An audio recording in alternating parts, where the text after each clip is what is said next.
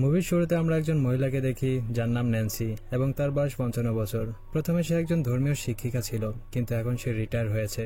Nancy তার হাজব্যান্ডের সাথে 31 বছরের সম্পর্কে কখনো সন্তুষ্টি হতে পারেনি, কিন্তু তার হাজব্যান্ডের মৃত্যুর পর এখন সে তার লাইফের কিছু অপূর্ণ ইচ্ছা পূরণ করতে চায়। এজন্য ন্যান্সি একটি হোটেল বুক করে আর একজন বয় ওয়ার্কারকে বুক করে রুমে ডাকে। এই ছেলেটির নাম লিও, তার বয়স 21 বছর। লিও দেখতে যুবক আর আকর্ষণীয় ছিল।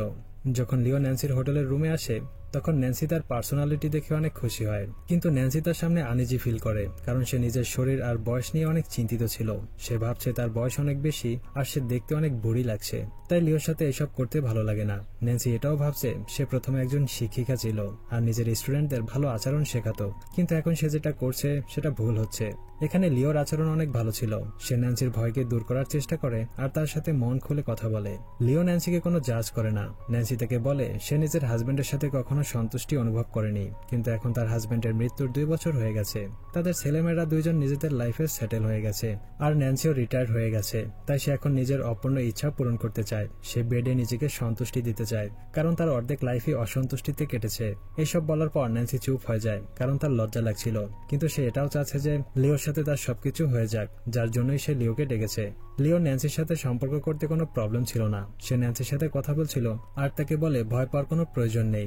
লিও বলে এর আগে সে ন্যান্সির চেয়েও বয়সে বড় মহিলাদের সাথে সম্পর্ক করেছে। এটা শুনে ন্যান্সি কিছুটা শান্তি পায়। লিও তার কাছে আসে আর তাকে কিস করে, কিন্তু ন্যান্সির কিছুটা আজব লাগে, তাই সে ওয়াশরুমে চলে যায় আর ফ্রেশ হয়ে আবারও চলে আসে। তারপর ন্যান্সি বেডে চলে যায় আর কিছুক্ষণ চিন্তা করার পর লিওকে বলে আমি তোমার সম্পূর্ণ পেমেন্ট দিতে রাজি, কিন্তু আমি তোমার সাথে কিছু করতে চাই না, তুমি যেতে পারো। লিও তাকে বলে যদি তুমি আমার সাথে কিছু করতে না চাও তাহলে তুমি আমাকে কেন বুক করেছিলে? তখন ন্যান্সি বলে এখন আমার মন বদলে গেছে। লিও বলে তুমি ভেবেচিন্তে সিদ্ধান্ত নিয়েছিলে যে তুমি আমার সাথে এনজয় করবে, তারপর হঠাৎ কি হলো? আমাকে তোমার পছন্দ হয়নি? ন্যান্সি বলে এমনটা নয়, তোমাকে আমার ভালো লেগেছে।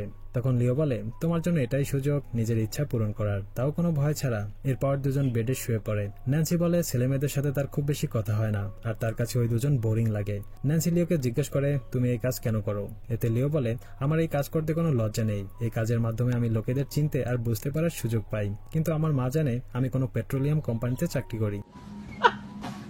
লিও ন্যান্সির মুড ঠিক করতে তার হাজবেন্ডের ব্যাপারে জিজ্ঞেস করে। ন্যান্সি বলে সে তার হাজবেন্ড ছাড়া কখনো অন্য কারোর সাথে সম্পর্কে যায়নি। সে বলে তার হাজবেন্ডের ভালোবাসা শুধু একই রকম ছিল, যেটা তার পছন্দ ছিল না। ন্যান্সি কখনো খুশি হতে পারেনি, তার ইচ্ছাটা কখনো তার হাজবেন্ড বুঝতে পারেনি। ন্যান্সি বলে যখন সে টিনে ছিল তখন সে তার বাবা মায়ের সাথে গ্রিসে ঘুরতে গিয়েছিল।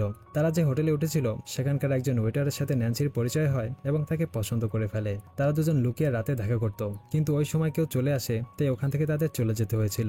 পরের দিন তারা ওই হোটেল থেকে চলে যায়। ন্যান্সি ভাবে যদি সে ওই হোটেলে আরো একদিন থেকে যেত।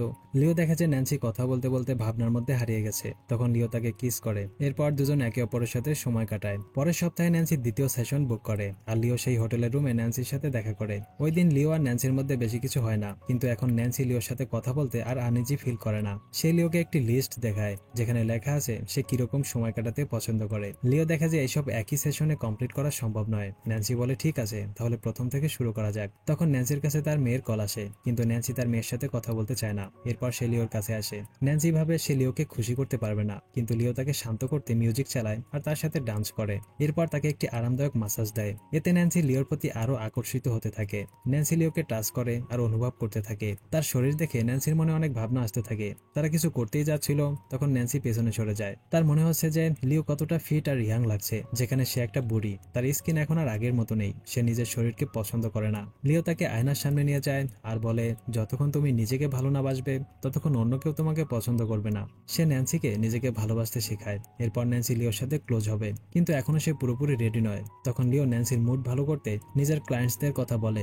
সে বলে আমার একজন ক্লায়েন্টের শুধু আমার হাত ধরে টিভি দেখার ইচ্ছা, আর দ্বিতীয় ক্লায়েন্ট শুধু আমার সাথে কথা বলে, আর 3 নম্বর ক্লায়েন্ট শুধু আমার সাথে ক্লোজ হতে চায়। লিও বলে এই সবাই আমার রেগুলার ক্লায়েন্টস আর সবাই একে অপরের থেকে আলাদা। আমি তাদের কখনো জাজ করি না। তাদের জানতে পেরে আমার অনেক খুশি লাগে, আর যখন আমি তাদের খুশি করতে পারি তো সেটা আমার জন্য একটা বড় পাওয়া। তাই আমি আমার ক্লায়েন্টসদের আরো বেশি সেশন বুক করতে বলি। এটা শুনে ন্যান্সি বলে যেন তুমি আরো বেশি ইনকাম করতে পারো তাই। এতে লিও বলে এমনটা নয়। ন্যান্সি দেখে যে লিও নিজের কাজের কথা বলতে গিয়ে ভাবনার মধ্যে ডুবে যায়। এতে তারও ফিলিংস চলে আসে আর এখন ফাইনালি সে লিওর সাথে ক্লোজ হয়। এরপর ন্যান্সি আবারও পরের সপ্তাহে সেই রুমেই তৃতীয় সেশনের জন্য লিওকে বুক করে। তারপর দুজন একসাথে ভালো সময় কাটায়, কিন্তু ন্যান্সি এখনো সেই সন্তুষ্টি পায়নি যেটা সে খুঁজছিল।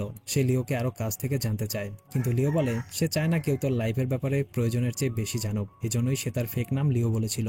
ন্যান্সিও নিজের প্রাইভেসির জন্য লিওকে মিথ্যে নাম বলেছিল, কিন্তু এখন সে লিওকে সত্যি জানতে চায়। সে লিওকে বলে, আমি গোপনে তোমার আসল নাম জেনে গেছি।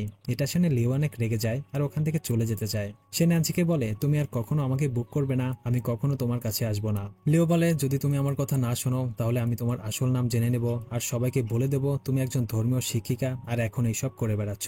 এটা শুনে ন্যান্সির অনেক খারাপ লাগে আর সে লিওর কাছে মাপ চেয়ে বলে, আমি বুঝতে পারিনি যে তুমি এরকম রিয়েক্ট করবে, আমি তো শুধু তোমার সাথে বন্ধুত্ব করতে চেয়েছিলাম। ন্যান্সি বলে, আমি চাই যে তুমি আমাকে তোমার আসল নাম বলো। কিন্তু লিও রেগে উল্টাপাল্টা কথা বলতে শুরু করে আর বলে, তোমার ব্যাপারে জানার আমার কোনো ইচ্ছে নেই। ন্যান্সি বলে, যদি তোমার আসল নাম বলতে ভয় লাগে তাহলে এই কাজ কেন করছো? তুমি নিজের মাকে সত্যিটা কেন বলছো না? তুমি চাইলে আমি তোমার মায়ের সাথে এই ব্যাপারে কথা বলতে পারি।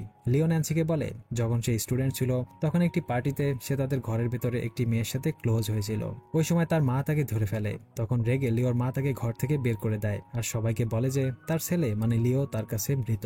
তখন থেকে লিওর সাথে তার ভাইয়েরও সম্পর্ক ভেঙে যায়, কিন্তু কখনো কখনো তাদের ফোনে কথা হয়। তারপর থেকে লিও কল বয়ের কাজ শুরু করে দেয়। এইসব বলতে গিয়ে লিও কান্না করে। ন্যান্সিরও এসব জেনে অনেক দুঃখ হয়। লিও ওখান থেকে চলে যায়, তবে ভুল করে নিজের ফোন রুমে রেখে যায়। তারপর আবারও ফোন নিতে ফেরত আসে, কিন্তু তখন ফোন খুঁজে পায় না। এতে রেগে সবকিছু এলোমেলো করতে থাকে। একটু পর সে তার ফোন পেয়ে যায় আর ন্যান্সিকে বাই বলে রুম থেকে বের হয়ে যায়। এর কয়েকদিন পর ন্যান্সি চতুর্থ সেশনের জন্য লিওকে বুক করে আর তাকে হোটেলের ক্যাফেতে দেখা করতে বলে। ন্যান্সি ক্যাফেতে বসে লিওর জন্য ওয়েট করে। তখন ওখানে একজন ওয়েটার আসে, যে ন্যান্সিকে দেখে চিনতে পারে যে ন্যান্সি তার টিচার। তবে ন্যান্সি ওয়েটারকে চিনতে পারে না। তারপর ওয়েটারকে ন্যান্সির ভালো লাগে। ওয়েটার জিজ্ঞেস করাতে ন্যান্সি বলে সে তার ফ্রেন্ডের জন্য ওয়েট করছে। তখন এখানে লিও চলে আসে আর ওয়েটারকে 2টি কফি আনতে বলে। লিওকে দেখে ন্যান্সি অনেক খুশি হয়। সে বলে, আমার মনে হয়েছিল তুমি আসবে না, কিন্তু তোমাকে দেখে ভালো লাগছে। এরপর সে লিওর আসল নাম জানার জন্য তার কাছে মাপ চায়। তারপর ন্যান্সি বলে, আমি তোমাকে আমার কিছু ফ্রেন্ডদের সাজেস্ট করেছি যাদের তোমাকে প্রয়োজন হতে পারে। তারপর সে লিওকে নিজের আসল নাম বলে আর বলে যে তোমার জন্য আমি নিজেকে অনেক বেশি আত্মবিশ্বাসী অনুভব করছি, এখন আর নিজেকে তুচ্ছ মনে করি না। ন্যান্সি লিওকে বলে, যতবার সে লিওর সাথে দেখা করেছে তার অনেক ভালো লেগেছে আর এটাই একমাত্র সত্যিকারের রোমান্স যেটা তার লাইফে আগে কখনো হয়নি। লিও বলে সে তার ভাইকে নিজের এই কাজের ব্যাপারে বলে দিয়েছে। তার ভাই আগেই জানতো যে লিও কোনো অয়েল কোম্পানিতে কাজ করে না, আর এই কাজের ব্যাপারে জানার পরও তার ভাই তাকে সাপোর্ট করেছে। তখন ওয়েটার 2টি কফি নিয়ে চলে আসে। তখন ন্যান্সি ওয়েটারকে চিনতে পারে যে সে তার স্টুডেন্ট। তারপর ন্যান্সি ওয়েটারকে বলে সে এখানে কোনো বন্ধুর জন্য নয়, বরং লিওর সাথে দেখা করার জন্য এসেছে, যে কিনা একজন কল বয় আর তার সাথে গত 1 মাস ধরে দেখা করছে। এখন ন্যান্সি মন খুলে বাঁচতে শিখে গেছে। সে এখন আর লোকেদের কোনো পরোয়া করে না, কারণ সে এখন নিজের ইচ্ছা পূরণ করতে চায়। ন্যান্সি ওয়েটারকে বলে এনজয় করা কোনো অন্যায় নয়। এরপর ন্যান্সি লিওর সাথে হোটেলের রুমে যায় আর নিজের লেখা লিস্ট ধরে সব ধরনের ইচ্ছা এনজয় করে। কিন্তু তারপরও ন্যান্সি পুরোপুরি খুশি হতে পারেনি। কিন্তু যখন সে লিওকে খোলাখুলি দেখে তখন তার মধ্যে অনেক কিছু বদলাতে থাকে। সে নিজেকে টাচ করে আর এই প্রথমবার আনন্দ অনুভব করে। ন্যান্সি বুঝতে পারে সে কি চায়। এখন আর তার অন্য কিছুর প্রয়োজন নেই। তার সাথে লিওর এটাই শেষবারের মতো দেখা হয়। সে লিওকে ধন্যবাদ জানায় আর লিও ওখান থেকে চলে যায়। ন্যান্সি এখন আয়নাতে নিজেকে দেখে। এখন আর সে নিজের শরীরকে অপছন্দ করে না। সে নিজেকে, নিজের বয়সকে আর নিজের ইচ্ছেগুলোকে পুরোপুরি বুঝতে পারছে। আর এরই সাথেই এই মুভির গল্পটা শেষ হয়ে যায়। বন্ধুরা, তোমরা কি কখনো এমন সিদ্ধান্ত নিয়েছো যেটা সমাজের বিরুদ্ধে কিন্তু তোমার জন্য জরুরি? তোমার মতামত কমেন্টে জানিয়ে দাও। এরকম দারুণ সব মুভির এক্সপ্লেনেশন দেখতে ভিডিওতে লাইক দিয়ে চ্যানেলটি সাবস্ক্রাইব করো। কথা হবে নতুন কোনো গল্প নিয়ে। ততক্ষণ পর্যন্ত আমাদের আগের ভিডিওগুলো উপভোগ করো। Good bye.